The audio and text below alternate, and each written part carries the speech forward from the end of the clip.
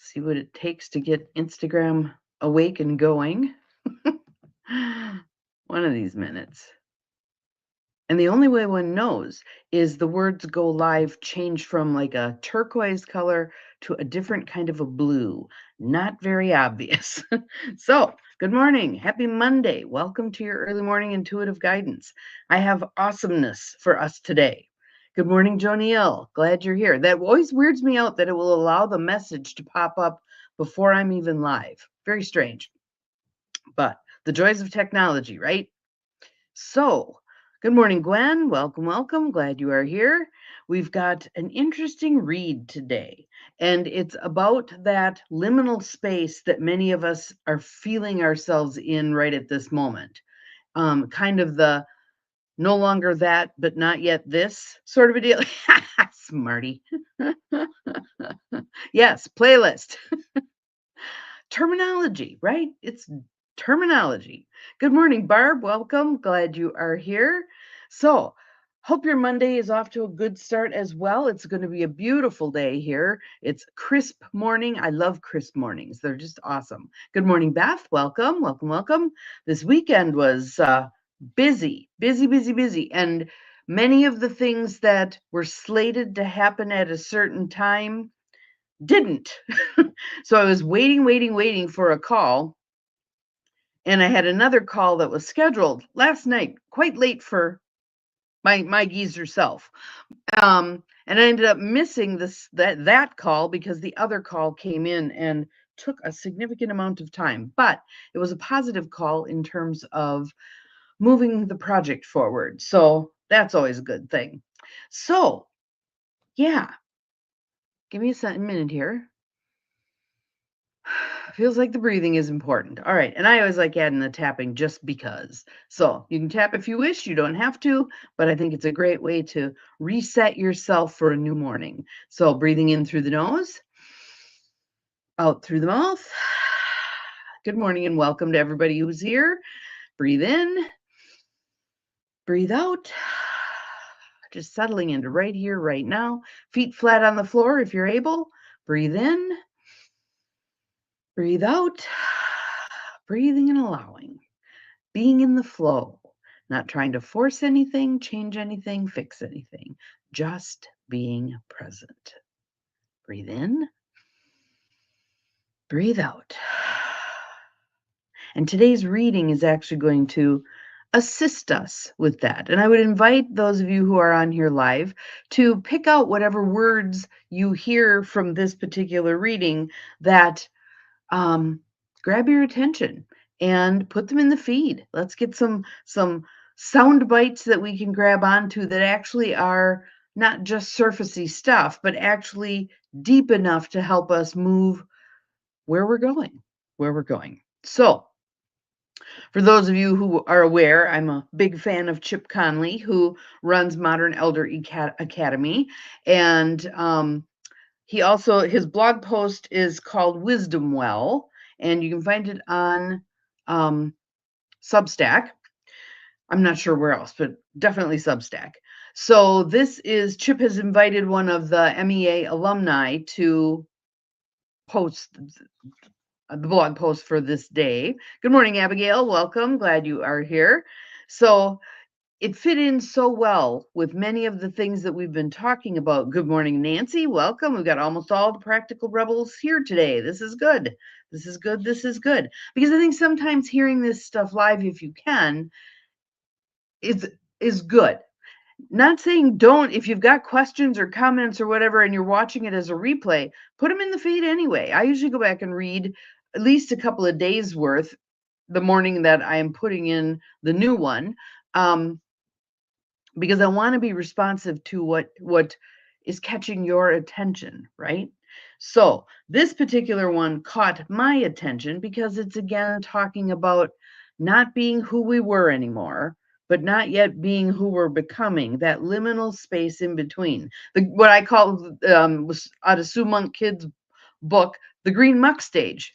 We're not the caterpillar, we're not the butterfly, we're that green muck. All the potential is there, but we've not yet become. So that's what this is talking about. So it's entitled Between No Longer That and not yet this. An invitation to trust the space between who you've been and who you are becoming. And then Chip has a note in here that says, if you're feeling liminal, you may appreciate this perspective from MEA alum Stephen Morris. So Stephen says, nearly every therapist, coach, and retreat facilitator will tell you the same thing. People arrive saying one of two things: I'm stuck or I'm lost. Anybody? These are the inevitable presenting complaints of the examined life. The twin distress signals of the soul mid-passage. I love that idea. These are cues, they're signals. They're letting you know something's changing. Something's changing. So I'm going to read that sentence again because I love it. These are the inevitable presenting complaints of the examined life, the twin distress signals of the soul mid-passage. And the wisest guides have learned to hear them not as problems to fix, but as thresholds to honor. And we don't want to rush the crossing either, because there's much to be gained from being in that liminal space. When we're waiting in that open field for the next signal, for the next step to take, that's a very pregnant pause. He says, which raises a worthy question. What if I'm stuck and I'm lost are actually the most honest starting lines a person can speak? What if? There is a moment, sometime around the third day in a foreign city, when something shifts. The jet lag has worn off. The streets that felt like a maze begin to feel like a neighborhood. The not knowing stops feeling urgent and starts feeling like immersion. You find a coffee shop that becomes yours, a square where you sit and watch the light change. We call this adventure. We pay generously for this particular form of self-inflicted bewilderment. Ever been wandering around a foreign country, especially the foreign countries where they don't speak English as their primary language? It can be very disorienting. And mind-opening, heart-opening, eye-opening as well. Then he says, we rarely extend the same courtesy inward, and there we don't even need a password. We try to avoid that deep space within where we feel bewildered, I'm lost, I'm stuck. But that's exactly where we need to go and where we need to be. And if we could reframe that the same way that Fritz Perls, one of the preeminent psychologists ever, said that anxiety is excitement without the breath. When you make that mindset shift, I'm not anxious, I'm excited. When you go to the dentist and they give you Novocaine, that raises your heart rate. We misinterpret that as, I must be scared. This must be anxiety. What if you said, this is excitement, or this is Novocaine, even, this is the Novocaine. It's not about, we apply the meaning. We need to be careful what meaning we apply. We can apply meanings that open things up for us, or we can apply meanings that shut us down and make us less willing to step into that liminal space. So, again, he says, psychologist William Bridges spent decades studying life transitions and found something that seems counterintuitive. Transitions don't begin with something new starting. They begin with something old completing. And between those 2 points sits what he called the neutral zone. Doesn't necessarily feel very neutral when you're in it. A generative, necessary, beautifully uncomfortable space of becoming. Yes, beautifully uncomfortable. Isn't that a nice way to look at it? Every good guide knows how to hold that space without rushing the person through it. Sometimes we need to dwell there for a bit. I feel like with this project, I have dwelled in that space repeatedly as one thing came to a close and another thing hasn't yet opened up. I'm in that space right at the moment, right? Thus, my land walk from a couple of weeks ago. That was the purpose for that, to be in that open space and pay attention to what the land was telling me, and then to what my friends were telling me, because they were perceiving through their perspectives, and that allowed the opportunity to create a more robust sense of where are we at with this? Where are we at? He says, as Chip Conley writes in Learning to Love Midlife, when we resist a transition, we are resisting one of its three phases: letting go of the old, sitting with the confusion of the messy middle, or facing the uncertainty of what comes next. The temptation to fast forward is entirely human. So is the cost. So when we can allow ourselves to be in that confusion, I don't know what the hell's happening. I don't know where I'm going next. I'm just going to hang out here in the middle until I'm called to my next step. And I'm open to hearing that call. He says, when Ernest Shackleton's ship Endurance was crushed by Antarctic ice in 1915, stranding 27 men with no rescue coming, Shackleton did something decisive. He reframed the situation, daily, visibly, with intention, as a navigation problem. New goal, new map, same team. All 27 men returned alive. The terrain was impossible.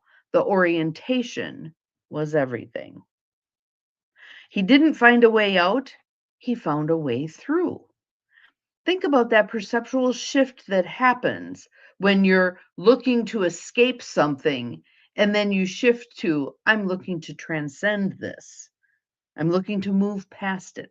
I'm not running away from it. I'm looking to move past it. I will learn what I need to learn here, and then I will be released to move on. Released to move on. Language holds this power. It shapes what the body believes is possible.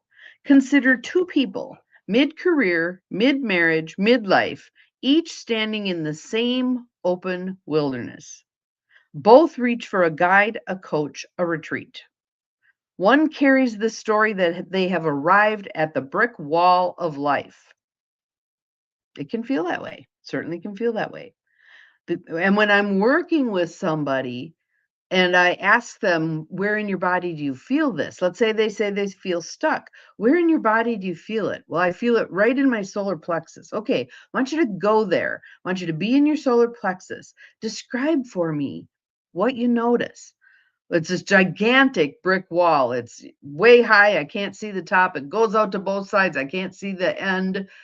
It's down into the ground, blah, blah, blah. Then we have something to work with. I want you to have a conversation with the brick wall. I want you to ask it what its purpose is, all manner of things. And eventually, they're on the other side of the brick wall. It wasn't this massive monolithic barrier that they thought it was, right? It was merely guidance, merely guidance. So one carries the story that they have arrived at the brick wall of life. The other carries a different story. I am somewhere I haven't been before, and I need a few good tools. Same room, same facilitator, an entirely different journey is available to each of them. So can you see how important it is the way we frame something? The only variable is the sentence they walked in with. I'm stuck versus I'm in this space I haven't been before. James Hollis writes that the unlived life presses against us with enormous force, that the psyche moves us always towards something larger than our current container. And think about that with animals. It's the same case, right? So the little sea critters that find a shell to live in, eventually they need to abandon that shell and find a bigger one, right? That is the nature of human beings, too. David White says it more poetically. What you can plan is too small for you to live. What you can live wholeheartedly will make plans enough for the vitality hidden in your sleep. How's that for guidance? How's that for a quote? Let's hear it again. What you can plan is too small for you to live. What you can live wholeheartedly will make plans enough for the vitality hidden in your sleep. David White. The disorientation we feel when we finally book the appointment or pack the bag is the soul's deepest yearning, becoming audible and actionable. The body is simply catching up. And again, I oftentimes say to clients, this is dense energy. This is denser energy than what's going on. So things shift before we, the physical being, can catch up to it.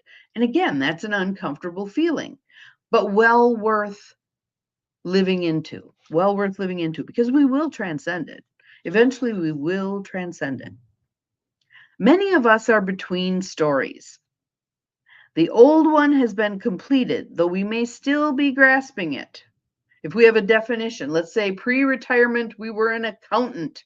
We hold on to, I am an accountant. We've retired. We've cast off that mantle.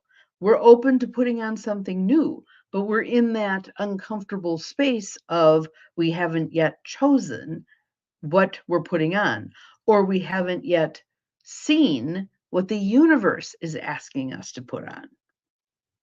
The new one is still clearing its throat.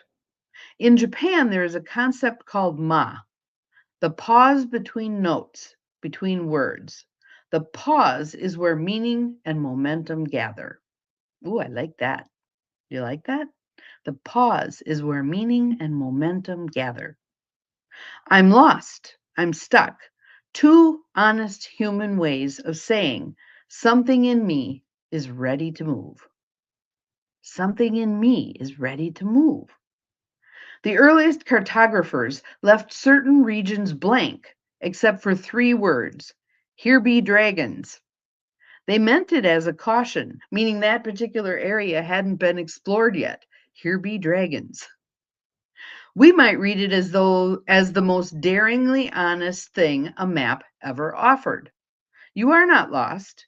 You are in the uncharted territory where the known world hands you back to yourself, which means almost certainly you are somewhere worth mapping.